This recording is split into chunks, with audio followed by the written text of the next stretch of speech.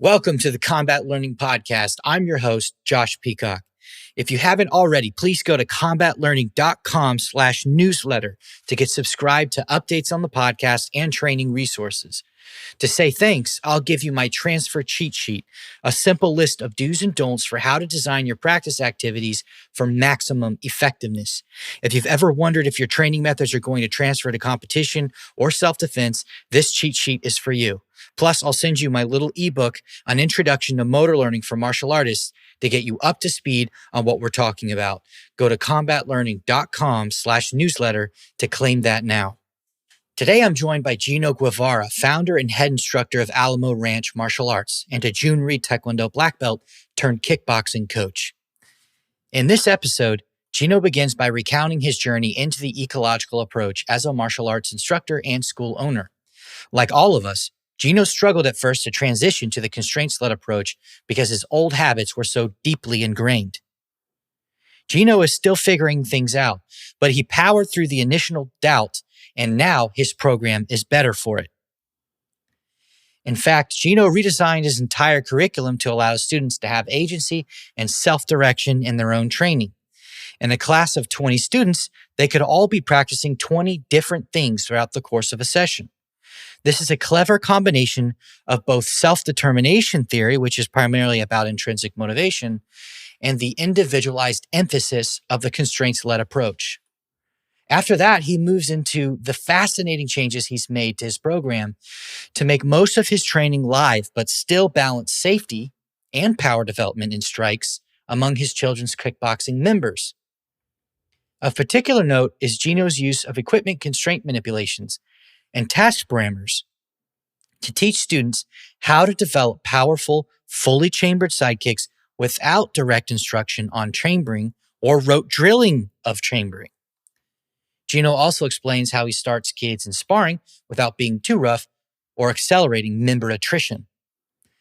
We haven't explored the ecological approach to striking as much as grappling yet, so this episode is full of insightful gems. Geno is a listener of Combat Learning who reached out to me to tell me what he's doing. If you're trying out things from this podcast, making discoveries, and seeing positive results, please do not hesitate to reach out to me through the Combat Learning website or Instagram.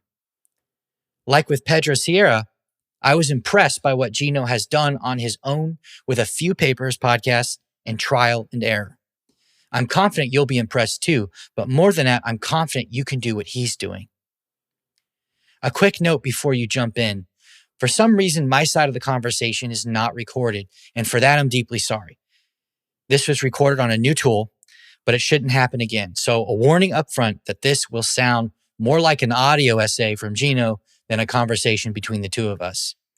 Just so you're not lost, the questions I asked are as follows. After the initial questions that are recorded, I asked, you mentioned in email correspondence with me that you discovered some unique design elements for teaching striking to groups. Can you talk to me about that? How are you using external focus of attention in your martial arts program? Do you find it difficult to apply the ecological approach to striking? What do you do to keep things alive but also safe? Do you still do kata? Now, if you're excited to jump in, hit the subscribe button on your podcatcher and enjoy the show. All right. Welcome to the Combat Learning Podcast, man. So can you first introduce yourself and your background in martial arts so that the listeners know who they're dealing with? Yeah. My name's Geno Guevara. I have a small to mid-sized school out here in San Antonio, Texas. So I've been teaching for about 20 years. I've been running my school for about 15 years on my own. So Nice. Doing pretty well. I'm an old, come from a taekwondo, a Joon Rhee taekwondo background. So that's where I got my first, my third degree black belt in Joon Rhee taekwondo. And then I kind of shifted over into a kickboxing curriculum. And just probably about 6 months ago is when I got introduced to this new ecological approach of program design and curriculum. And I basically went all in at that point. Sweet. So how did you first find out about the ecological approach? Yeah, so I've always been kind of like inquisitive, and I don't know if you have ever noticed, but the UFC, they put out what they call a data analysis. I don't know if you've ever seen that yet, and they put I out don't two think so. different ones. Yeah. One was back in 2005, and then one was about 2 years ago. And the first one really kind of got me thinking, because they basically, now that there's video and there's cameras, they're able to capture and look at data, on what's working. And so it was real fascinating, that they did that. And then probably about 2 years ago, they put out a second report. And if you ever get a chance, I would definitely recommend it, because it gave us a lot of things to think about.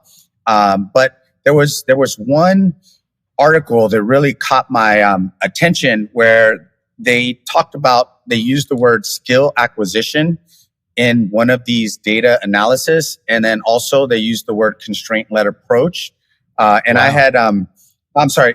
Yeah. And, I had never really thought about I know it sounds crazy, but I had never really thought about martial arts as skill acquisition. Right. And those two words just kind of stuck with me.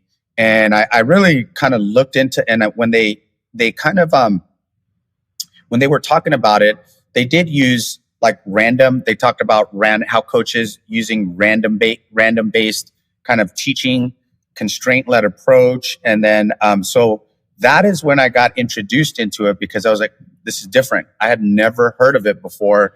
And the UFC PI, obviously they're a multi-million-dollar institute that helps the UFC fighters. And so, that is out in Vegas. And so they basically get all this data, and they're able to kind of congregate it and give it out to the community.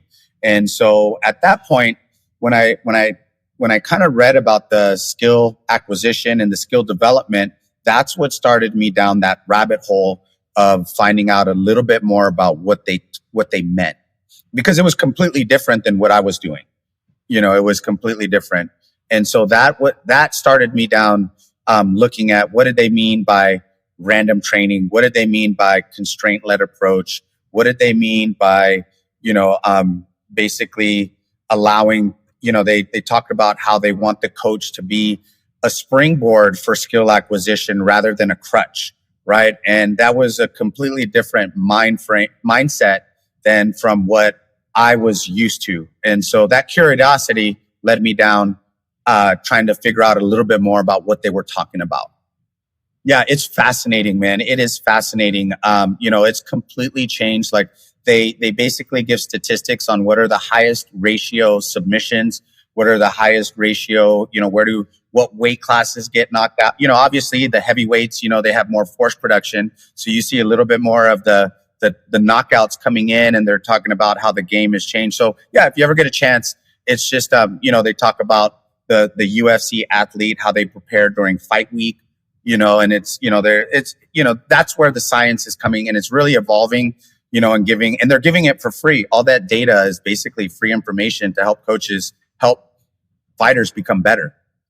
So I had always done, okay, so I guess, I guess I could start off with, one of the basically like a sidekick. So I guess that's the best way, is to give you a story about, once I found out about the constraint-led approach and the ecological approach, then I was like, okay, well, how do you teach a sidekick, right? Because in my previous, is we would break it down, right? Is we'd actually start on the ground, we'd have them chamber their leg, extend it out, fix the foot, right? Because you want to make sure that they're hitting with the heel, rechamber the leg, and then put it down. So, we would break it down and isolate it into pieces. We'd start off on the ground.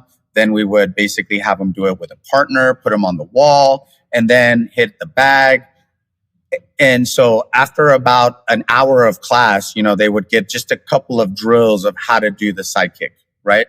And so that was how I was taught a sidekick. And, when we got together as a team, we were like, okay, well, how do we teach a sidekick without teaching a sidekick? Because it's pretty complex, right? If you're going to do it correctly, there is a chamber that has to happen. There's foot position that has to happen. And when we tried it, the first time we did it, we basically just couldn't figure, we were so ingrained, I guess you could say I was, because I'm the instructor, right? I was so ingrained that I wanted to go back to how I was taught. But what ended up happening is like, I noticed that the energy level, the complexity, trying to explain it, which leg to kick with, the energy levels just completely dropped, right? It's like the kids would get, and I was like, okay, well, this is not working. What can we do, to try to fix it, right? And try to go into this idea of, not prescribing it, but letting it try to come out, like, I guess you could say organically. And I couldn't figure it out, man. I mean, you think about it, your brain kind of goes like, at least my brain was like, how do we do this, right? How do we do it? And then, we all, me and a couple of guys, two of my team members, they're basically on the same, they're kind of in the same idea, they're underneath me, and I introduced this new direction that I wanted to go. And what we looked at is okay, well, technically, like the front leg side kick, and again, I'm using this data analysis as kind of like a North Star, right? Is like, do you see the front leg side kick coming out? How often is it being used? Is it effective? Okay. And technically, the front leg side kick in a normal position, you have to reposition your body to turn it sideways, right? And which is not very effective. And you don't really see it coming out very often with the front leg. Okay. And so it's like, okay, do we really need to teach a front leg side kick? Is there a better way that we could do it? And this is where, we were just kind of playing around with having a shield, right? And having a student turn their back to the shield. Okay. And then this is where this idea of external, an external focus, where instead of telling them how to do it in 4 counts, would say, your job is to make a sound on the shield and try to move your partner back. And those are your two, I guess you could say, goals with the kick, right? And because their back was turned, and instead of trying to make a sound, you have to hit it hard, right? To be able to make a sound, and you have to hit it hard, which is what bags are for anyways, to move your partner back. They were naturally starting to chamber the foot, and they were developing power without us actually having to do that. Am I making sense so far? Yeah. And so by telling them to, instead of breaking the technique down, we said, your job is to make a noise and to hit them hard enough to where you get them off balance with the bag. That chamber and that power was coming out immediately. Yeah. And then, what we tried to do is how do you improve it by making it as realistic as possible, right? Because obviously the bags are not, they're not realistic. So what we tried to do is we try to make sure that anytime we do bag work like that, is like, okay, your job, these are the first 2. Once they start to get, obviously you change the leg, you have them change the leg, and then we have the student move in a position to where it looks like a live partner. And after every kick, the partner's job is to change directions, to move slightly. So they're constantly throwing that kick, but in a different way, right? So I don't know if this is perfect or not, but we're, because nobody's going to be in the same spot at the same time. So whenever they're doing that bag work, we make sure that the bags are always moving and, and they look like a live partner until they start to get it down. And then and again, we use the word autopilot. As soon as we start to see the students go on autopilot, we start to say, okay, how can we get them to turn? Because if you think about it, right, like that side kick really comes off of a combo most of the time, or it comes defensively when somebody's attacking you, like the reverse side kick, right? It's never really, most people don't attack with it. And so what we did is at that point, we turned them facing back to the bag, and we said, okay, now you're going to throw a combo and figure out how to turn and then throw that kick. And so what was happening is the reverse side kick started to come out, right, immediately with the correct chamber without actually us teaching them how to do a reverse side kick. So we were having, students in day 2 doing reverse side kicks and even jump reverse side kicks, which is completely different where, in the old, when I was taught, it was like, you got to be a red belt to be able to teach it. You got to learn how to do it with your front leg and the back leg. And right off the bat, these kids were doing a very advanced and it would seem complex kick just based on that first kick it hard. And you would see the chamber, right? You would see it naturally just kind of because from wanting to hit it hard and make their partner move back. So I guess you could say is, we started to mix up a little bit of the variability, having them bounce up and down, change directions, move around after every kick. And then I guess kind of the other part of it is making sure that, when we heard the sound, okay, we wanted to make sure that the students, we would, when I would hear that pop right on the pad, I would go over to that student and be like, okay, what did you just feel and what did it sound like? And they were like, man, I heard the pop and it felt good. And so by kind of asking them that question, it was almost, I guess it was that feedback loop where they were getting feedback from the sound, from them moving, and then also tell me what you did to be able to make that sound. And then, then it started to click, and so we have, this is the beauty of this approach is, we're having students learning, like reverse side kicks and before they ever learn, because it's just easier to teach. And then in live sparring, you would start to see the side kick come out whenever they wanted to, because it started off that way. So I know it sounds backwards, but that's kind of how we figured out, over time, what is the best way to teach it. And I guess it's not even that we figured out, it was the response of what we were seeing from the students by getting them to focus on those two tasks. Yeah, I can give you another example, right? So like the round kick, again, it's like, okay, well, how do you teach, again, when I was taught in Taekwondo, we would break it down, point your foot, chamber, snap, rechamber. So what we decided to do is we looked at, okay, if we know that when somebody's throwing a round kick, we want them to hit with the shin or the foot, what we do is your job is to just put a shin guard on.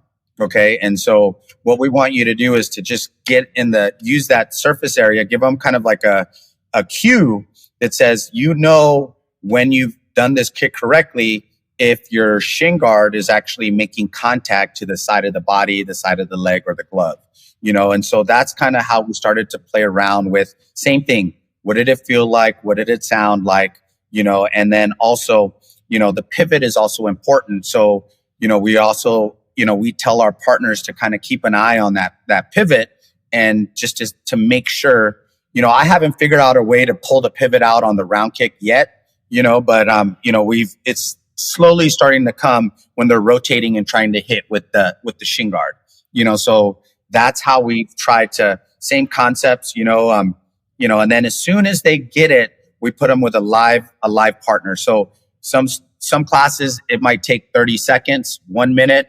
Some classes, it might take 5-10 minutes. But as soon as I start to see a little bit of it, then they go right to that partner. And so that way they can start to, put a lot of repetitions in with trying to hit their partners with that round kick. So we don't keep them on the bags very long. We try to make the bags look as realistic as possible, changing, every single time. And then once I see they start to get it, then immediately we go into, let's try to hit a partner with it. And I don't know if that's the right way, but that's kind of what we're, again, I'm in the trenches kind of, you would think that, it's a little different, and especially the hard part is can a teen and adult, they can pick it up pretty quickly, right? But how does a 5-year-old that doesn't know their right from their left, how do you teach them to kick with the shin that makes it easy enough for them to kind of understand how to do it? Yeah. So, one of the things is like, so this is a little bit different than the striking. So this is, well, let me back up. So what we try to do is,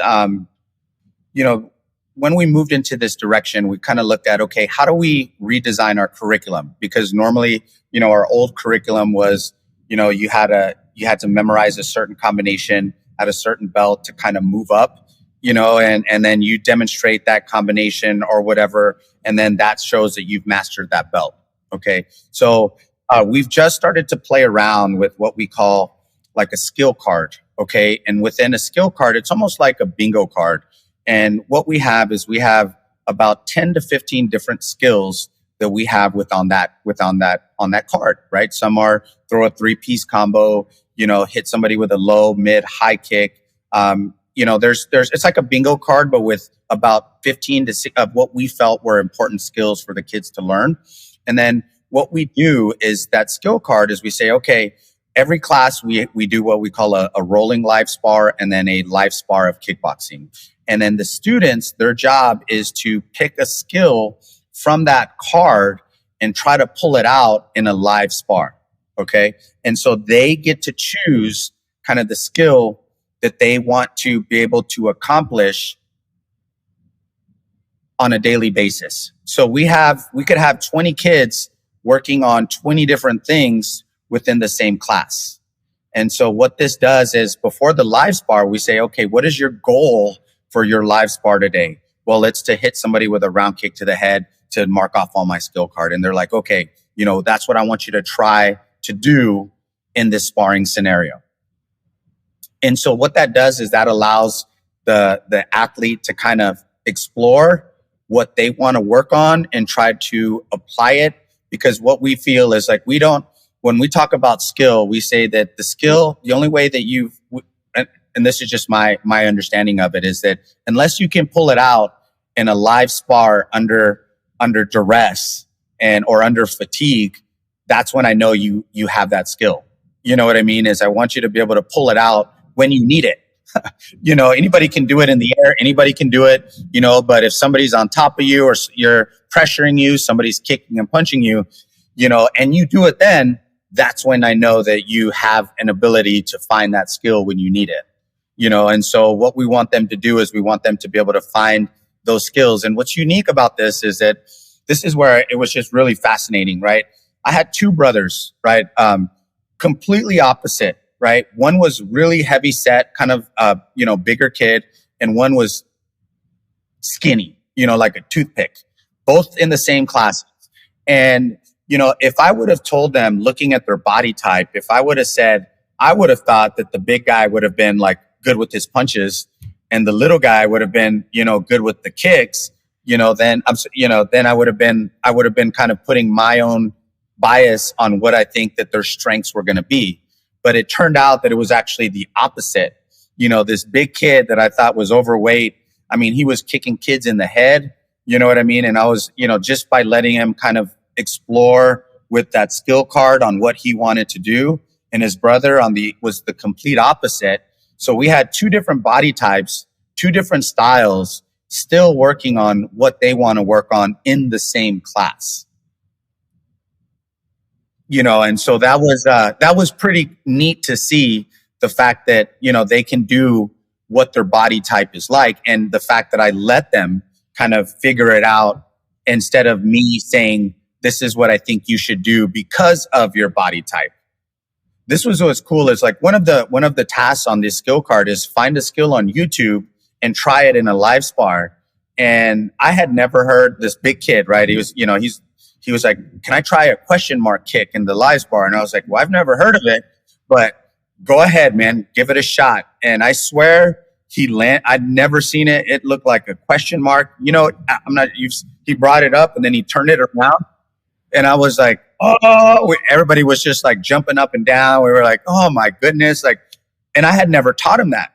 You know what I mean? So what's happening is these kids this is where innovation, when they talk about innovation on the mat, this is where the innovation is kind of coming out with, by giving them these unique things that they want to learn, so those are some of the benefits that we're seeing of kind of taking this new approach. The hard part is wanting to go back to what I know and, because it's so easy to do, and what I find myself doing is I'm like, even just yesterday, because it looks better and it's easier to teach, and so what we've had to do is like, as a team, what we do is every Tuesday and Thursday, right, is we actually focus on like designing the drill. Right. And what we try to do is, we spend more time designing than we do actually creating like what we want to see, and so as a team, and that what we do is we go back and we like, okay, what's the feedback? What did we notice? And really this approach takes more time to be able to like design the drill. And then not only that, but the feedback after the drill on how did the students respond to it, and then figuring out how to get it better. You know what I mean? Because a lot of the drills that we do just don't work. Like you think in your head, like in my head, I was like, this is going to be perfect. It's going to work out great. And then when you explain it and then it just falls flat, you're like, well, that didn't work. And then, we have to be honest with the parents, and it's like, okay, we're going to try this today. I tell the parents, we have the parents, I'm like, this is a brand new drill that we've never done before, and we're going to try it and see if it works. And if it works, and then what we found is by that kind of approach, we start to get to the ones that actually start to work, and we see, and we simplify it, because the other piece of the puzzle is not just understanding the drill design, but also the communication and the words you use play a big part in how students can take that information, and so in other words, using analogies and metaphors that are easy for a 5-year-old to learn are important, that makes that they can say, I know this, because they don't know a jab. They don't know a cross. You know what I mean? It's like, they don't really know, these different terminologies that maybe a teen and adult would just automatically be able to pick up. So like if we're going to teach a jab, sometimes I'll just put one glove on them and I'll say, okay, your job is to tag with the glove, and so we try to use external cues to try to teach what this punch is, and so we use a lot of that to try to get where we're trying to get to. That's a great question. And, so what we do is, we offer a trial class, and everything is coupled, everything is together, except for when we do a live spar. And when we do a live spar where people need their gear, the first time that we work with a student, we have them shadow the instructor. And by shadowing the instructor is explaining what we call level 1 sparring. And we say level 1 sparring, we want them to know what is level 1, what does it look like, and what does it not look like, and why we're having them watch it. Because remember, they don't know what low contact, they have no context most of the time of what it means to spar with control, spar where it's fun, and spar where you're learning. So what we do is we kind of we want them to have that framework by actually having them shadow the instructor, and the instructor is kind of walking around looking at the different students and then explaining, this is what level 1 is. This is why we don't hit hard. This is what we're trying to accomplish. And that way they kind of learn what the rules are, I guess you could say, of sparring before we actually put the gear on them and let them actually do a live spar. Yeah. So over a time, if it happens, we basically have the rule set of, you get one warning, okay, and then we'll let you know. You get another warning. If it happens again, you sit out, and what our kind of motto is, we say training partners help train, they don't hurt. Right. And so we try to get that message over and over again, that if you're hurting your partner, you're not helping them. And so, sometimes kids get emotional, today, and, kids aren't used to getting hit. We say for us, level 1 is, we don't want that head to cock back. If you get tagged in the face, you get tagged and the head cocks back from the force, we tell them you're probably hitting a little too hard. So you can hit harder to the body, but we want to make sure that there's light contact. It's always light contact to the head, and those are kind of what we teach them is like, if your partners, and we tell them, look, safety is first.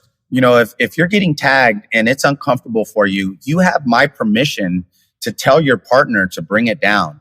you have my permission to stop the match and to come talk to me and tell me what's going on, because we don't want you to have a bad experience with the sparring.